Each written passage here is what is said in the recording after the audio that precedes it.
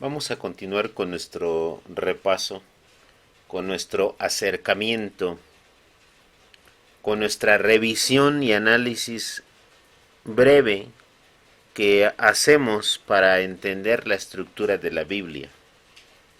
Recordemos ya en las dos sesiones anteriores el recorrido que hemos hecho comenzando por el corazón del Evangelio, por el corazón de la Biblia, que son los Evangelios. De ahí nos fuimos a los Hechos de los Apóstoles y distinguimos tanto las cartas paulinas como las cartas católicas para complementar los libros del Nuevo Testamento y el Apocalipsis. Todo eso es el Nuevo Testamento y es lo que revisamos en la primera sesión.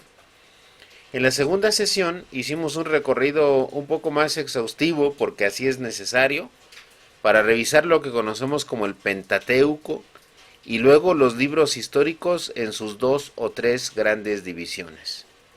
Digo dos o tres porque la Biblia distingue dos, yo propongo una tercera, que sería la de los Macabeos, específicamente. Entonces ya explicamos sobre los libros históricos. Quiero hacer algunas precisiones antes de comenzar con la lírica, los sapienciales y los proféticos. Las precisiones son muy simples. La primera de ellas tiene que ver con esto que voy a decir ahora. Cuando hablamos del cometido de los libros, del objetivo de los libros o de la tónica que tienen los libros, no estamos tratando de definir o de encasillar o de hacer exclusivo el tratamiento de un mismo tipo de contenido. Por ejemplo, si decimos que el Evangelio de Marcos es el Evangelio de los gestos, de las emociones de Jesús, no por ello quiere decir que los mismos gestos o que otros gestos hayan sido resaltados en los otros evangelios. Asimismo, si decimos que Mateo es el evangelio del discurso de las palabras de Jesús, no implica ello que los otros tres evangelios no tengan sendas palabras y discursos. De hecho, el evangelio de San Juan es mucho más profundo en las palabras. Pero el Evangelio de Mateo se fija mucho en la cualidad de los discursos. Entonces, no son exclusivos de los temas que estamos señalando.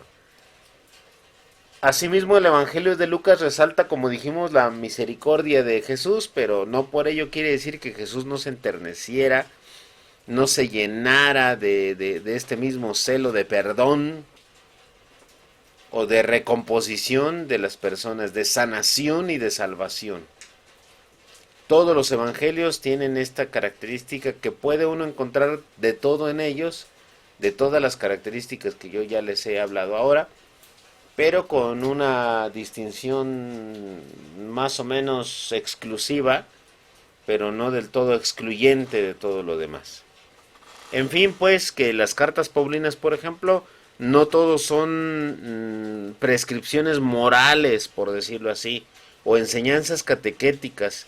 También son quejas de San Pablo, también son relatos autobiográficos, también son exhortaciones, etcétera. Y pues depende también de cada pueblo a quien se la haya dirigido la carta en cuestión. Y lo mismo las cartas católicas, estas sí tienen un cierto grado de aplicabilidad para los pueblos a donde fueron destinadas, pero con una profundidad también muy exhaustiva. Bueno, lo mismo podemos decir para lo que ya revisamos del Pentateuco, por ejemplo. No necesariamente el Pentateuco prescinde de la calidad o de la cualidad histórica, así como los libros históricos no prescinden del género literario que dio pie tanto al Pentateuco como a otros tipos de libros. Y precisamente esta distinción es la que nos abre paso por los caminos de la lírica. La Biblia contiene lírica. Es muy importante que lo entendamos. La Biblia contiene lírica. ¿Qué es esto? Poesía. La Biblia tiene libros poéticos también. Y esto también hay que entenderlo, hay que aceptarlo, hay que asumirlo y hay que promoverlo. Porque nuestra religión, nuestra fe católica, nuestra esencia de cristianos, también depende de lo que ya existía en el Antiguo Testamento.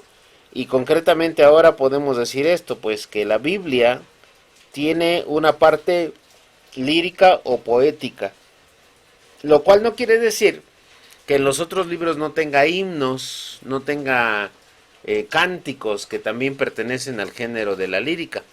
Por ejemplo, si nosotros vemos el himno compuesto para cantar la victoria de la salida de Egipto, pues es un himno muy bonito que canta pues las maravillas de Yahvé, Dios que hizo salir a los esclavos judíos o hebreos de Egipto.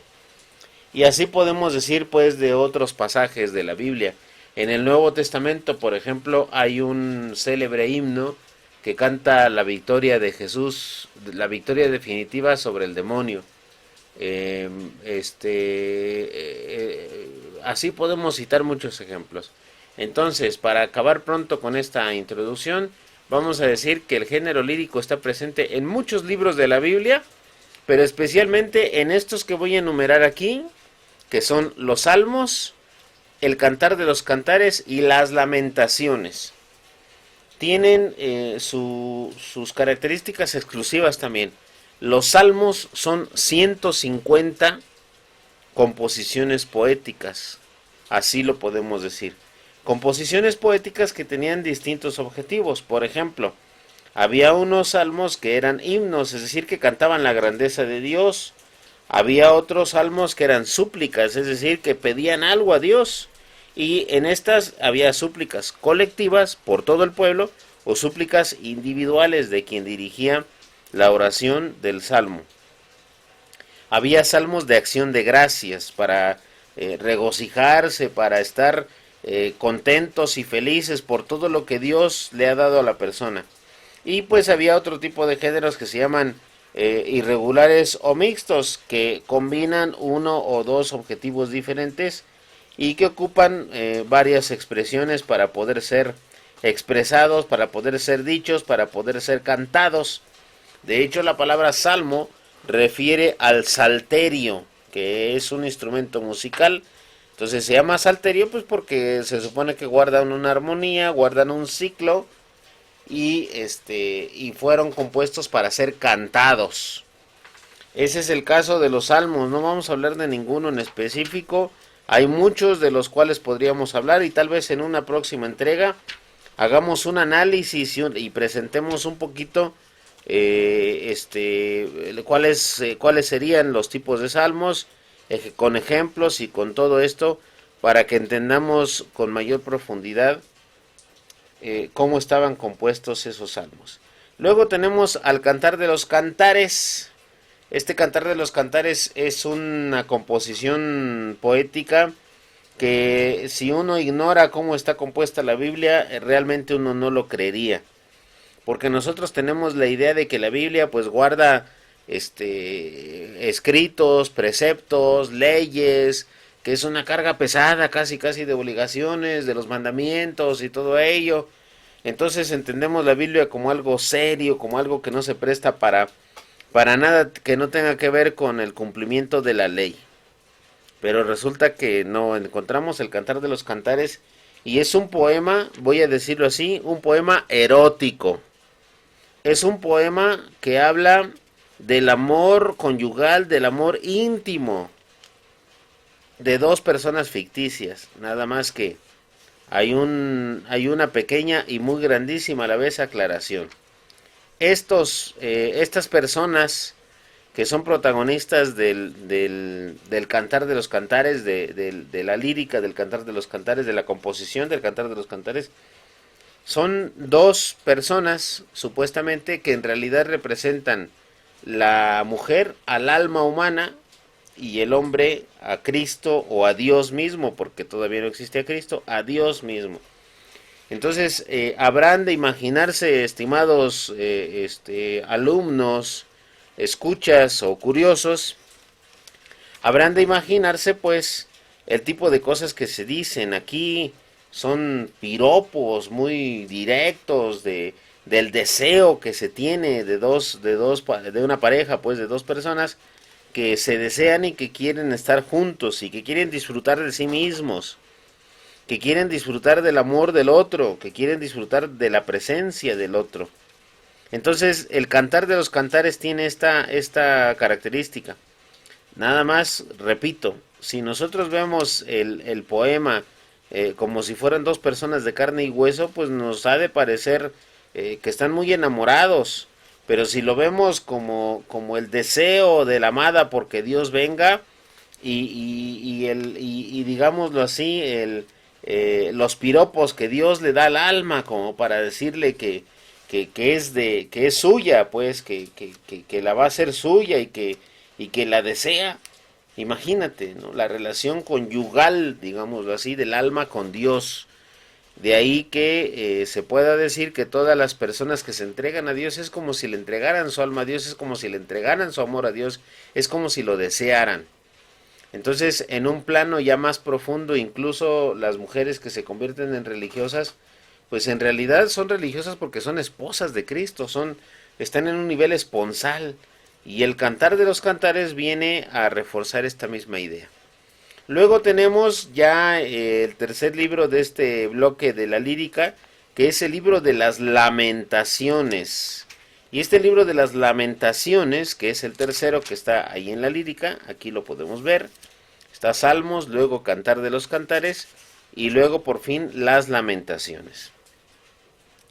Y bueno, resulta que las Lamentaciones son, fueron escritas en la época del profeta Jeremías, del cual vamos a hablar en un momento más adelante.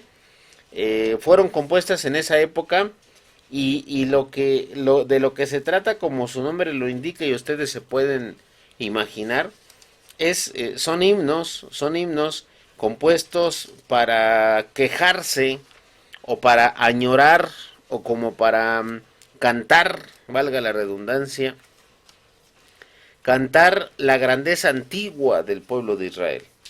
O sea, este libro de por sí es antiguo para nosotros, pero imagínate, ellos además los escriben, quien haya escrito esto, lo escribe pensando en las glorias pasadas, es decir, en una época muy antiquísima para ellos. Entonces, hay quien dice que probablemente fue escrito por ahí del año 587, los tiempos, como ya dije, del profeta Jeremías. Se le relaciona con el profeta Jeremías no porque lo haya escrito, aunque tiene un estilo muy similar a lo que el profeta Jeremías escribía para sus causas. Entonces, tienen más o menos el mismo estilo. No se sabe realmente quién haya sido el autor, aunque repito, a quien le gusta incluso insinuar que pudo haber sido el mismo Jeremías, aunque esto desde luego no me lo tienen que tomar como algo cierto, porque no hay pruebas de ello, ni siquiera ni cercanamente, solamente es que se fueron de la misma época. Entonces, lamentan mucho cómo fue la suerte del pueblo judío, del pueblo hebreo, desde la antigüedad para ellos hasta sus tiempos. Esto es la lírica. Entonces ahora vamos a los sapienciales. ¿Qué significa sapiencial? Viene de sapere, y sapere viene de saber. Entonces los libros sapienciales son los libros, digamos, de la sabiduría profunda, de la sabiduría rica, tomada de las enseñanzas de ciertos maestros ya existentes en el Antiguo Testamento. Y los libros sapienciales, empezando pues con el libro de Job, ahí los tenemos: Job, Proverbios, Eclesiastés, Sabiduría y Eclesiástico. El libro de Job ya lo había mencionado yo en otro momento y después lo voy a volver a mencionar para las nuevas generaciones. El libro de Job se entiende como un libro sapiencial por la enseñanza que nos deja, por la sabiduría que contiene de un hombre que, como todos saben, muy desvalido, de un hombre que parece que le va del todo mal y que es el paradigma del hombre sufriente, de la humanidad sufriente, del hombre que sufre, del hombre que le va del todo mal cuando antes le había ido bien. Entonces, el libro de Job es un libro que nos enseña muchas cosas referentes a la sabiduría humana, a pesar incluso de las adversidades. En todo ello, pues se ve la mano de Dios, desde luego, y el agradecimiento de Job no se deja esperar.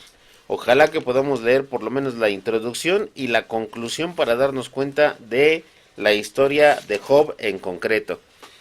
Luego están los libros de los proverbios. Estos libros de los proverbios ya fueron de una época más o menos tardía respecto a todos los demás libros, ya fueron de una época casi inmediatamente anterior a la aparición de Jesús, y eran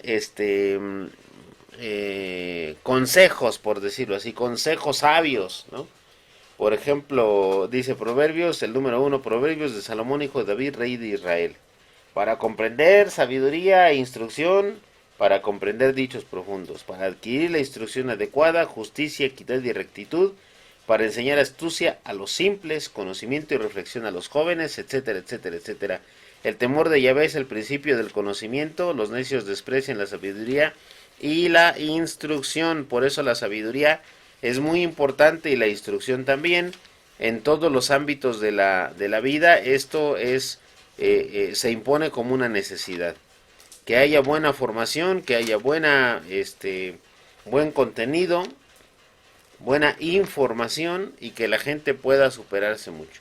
Entonces, el caso, por ejemplo, del Eclesiastés, seguimos con la misma tónica, aunque ahora se le atribuyen a uno de los hijos de Jerusalén, y se dice que el autor, que se llamaba Coelet, es un judío de Palestina, que era probablemente de Jerusalén, y que emplea una lengua en hebreo, digamos tardío o de transición, ya muy cercano con el arameo. Estas lenguas pues uno no las conoce, no tenemos esa competencia para conocer esas lenguas, pues no descartamos la idea de que algún día tal vez algo podamos aprender. Entonces, se supone que era después del destierro de Babilonia, ahí por el año 200 antes de Cristo, más o menos, se escribe el Eclesiastés como una especie de compendio de sabiduría también, para que el pueblo pudiera entender un poco más las escrituras de hasta entonces. Y trae consejos sobre la sanción, sobre el dinero, sobre la edad, sobre la necedad, etcétera, etcétera, etcétera. Bueno, nos pasamos entonces al libro de la sabiduría. La sabiduría es un buen proyecto que puede uno realizar como lectura porque tiene exactamente 30 capítulos. Por lo tanto, si tú quisieras hacer el esfuerzo de leerlo en un mes, lo harías tranquilamente sin que te quite mucho tiempo. Nada más dedícale el tiempo suficiente para que te salga, para que puedas aprender de este libro de la sabiduría. Es uno de los libros más célebres de la Biblia. El libro de la sabiduría se supone que fue escrito por el rey Salomón. Y por último en este bloque tenemos al eclesiástico. El eclesiástico fue ya un libro agregado a la Biblia, un libro que vino a ser corroborado por un descubrimiento se llama el descubrimiento de los rollos del Mar Muerto. Encontraron a finales del siglo XIX unas cavernas en donde había documentos. Uno de ellos era, digamos, el gemelo del eclesiástico, como para darse cuenta que ya existía, ¿no? Pero las nuevas evidencias de que ya existía lo único que hacen es corroborar que ya existía. Entonces son otra vez consejos ahora que da un viejito a su nieto, y el nieto escribe todo esto. Entonces más o menos de eso se tratan los libros sapienciales. Y por último ya llegamos a los proféticos. Los proféticos son todos estos que están aquí. Y también tienen su división, o sea, no es ¿cómo se llama esto? No es una existencia de profetas, digamos, en la misma época. O sea, acuérdense que estamos hablando de muchos siglos. Aunque en este caso los profetas se puede decir que eran profetas surgidos por el destierro, tanto en el destierro como después del destierro. No voy a hablar de cada uno con la idea de que sea provocadora para ti o de que se provoque para ti la curiosidad. Entonces tú ve y trata de leer alguno de estos libros, desde Isaías, Jeremías, Baruch, Ezequiel, Daniel, Oseas, Joel, Amós, Abdías, Jonás, Miqueas, Nahum, Habacuc, Sofonías, Aqueo, Zacarías y Malaquías. Entonces, todos estos libros proféticos pertenecen a la tradición del pensamiento judío, específicamente después del destierro de Babilonia, o del destierro a Babilonia, o del destierro del que fueron objetos para irse a Babilonia. Como lo quieran decir, el asunto es que en medio de esa dificultad que tuvieron los hebreos, aparecieron estos profetas, una especie, como dicen algunos, los profetas del desierto, los profetas que eran muy controvertidos en su tiempo y que tenían que decir las cosas en el nombre de Dios para que la gente tuviera mejores perspectivas de vida. Entonces eso es todo lo que podemos decir de la clasificación de la Biblia. Ojalá nos animáramos a leer algún libro. Por lo pronto yo sugiero comenzar con el Evangelio de San Marcos, sin quitar la oportunidad o la intención de acercarse a todos los demás libros de la Biblia.